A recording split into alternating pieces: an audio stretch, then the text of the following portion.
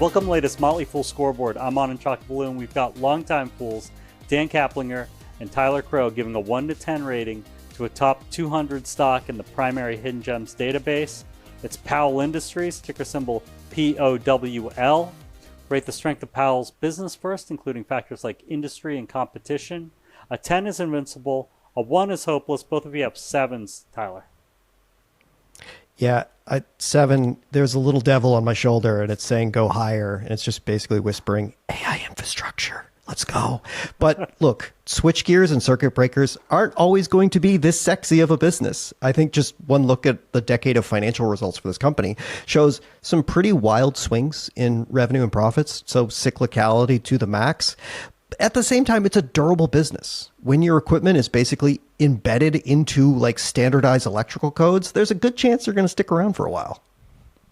It's heresy, Tyler, to suggest reversion to the mean, but it is a pretty big basis for my score 7 here. You know, Powell's got a good solid core in doing electrical equipment for power control rooms, circuit breakers, things like that.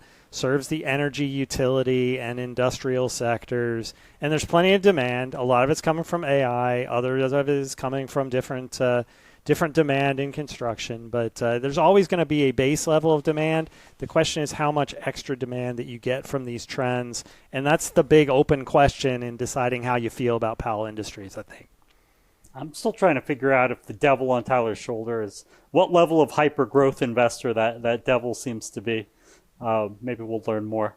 For management, a 10 is Warren Buffett, a 1 is Homer Simpson, Dan's at an 8, Tyler's at a 7.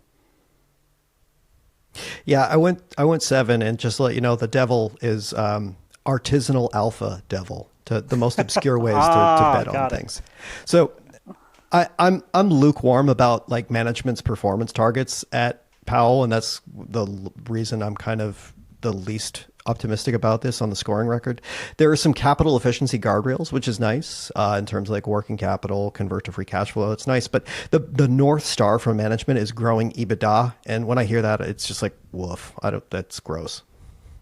I think Brett Cope's done a really good job as CEO with nearly a decade at the helm. I mean, you know, forget about 10 years ago. Who 6 months, 12 months ago had heard of Powell Industries? Maybe Tyler, and yes, maybe me, but not very many people. Being able to take a business that is in relative obscurity and turn it into something that people are actually starting to talk about, that's a big accomplishment. That's why I gave it an 8. Financials, a 10 is a fortress, a 1 is yikes, Dan's at an 8, Tyler, you're at a 9. Yeah, we're cooking now. It just announced earnings today as we're recording, and earnings per share was up 19% on 4% revenue growth. So margin efficiencies going crazy right now. What really got me going, though, was that its net new order book was up 63%, and its book-to-bill ratio was 1.7. That's like ridiculous numbers for any sort of like construction and manufacturing company. Apparently, all the AI data center companies decided like 2026 was going to be the year they buy all their switchboards and circuit breakers, because that's what they all went to Powell today. Yeah, I can't deny sales have been going through the roof and very quickly. Profits exploding higher even more quickly. Clean balance sheet, lots of cash flow. Everything's looking great for Powell right at this moment. Dan, let's talk valuation then. Right at this moment, how well will Powell Industries stock do over the next 5 years? How safe is it? A 10 is a sure thing. A 1 is a lottery ticket. So yeah, the stock is up again after earnings, and that's something that makes me a little bit concerned about the future. I gave it a 5-year return, 0 to 5% with a safety score of 5. And I just think that this speaks to my general hesitation to think that this data center driven boom is going to persist as long as everybody thinks that it will. I think if it lasts another 5 years, you're going to do a whole lot better than 0 to 5%. But if at some point in the next 5 years you have some questions about how long this growth trajectory will last, this is the kind of stock that I think you're going to get as quick of a reversal down as you have seen it go straight up during the best of times.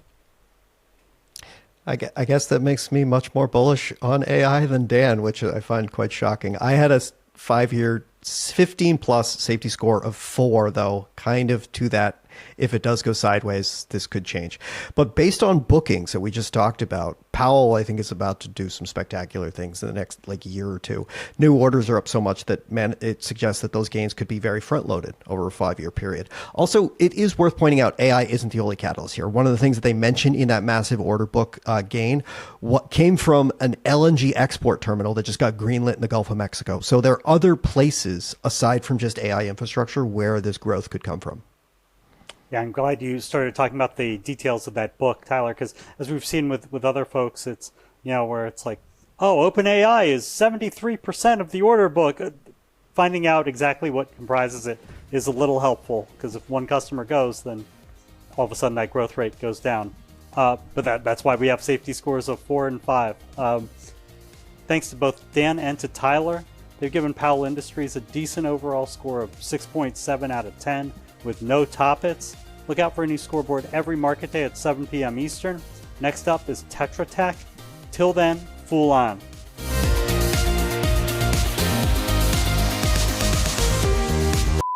I've been thinking about solar, but I couldn't come up with one at the moment. I've actually been looking really, really hard at these utility component manufacturers.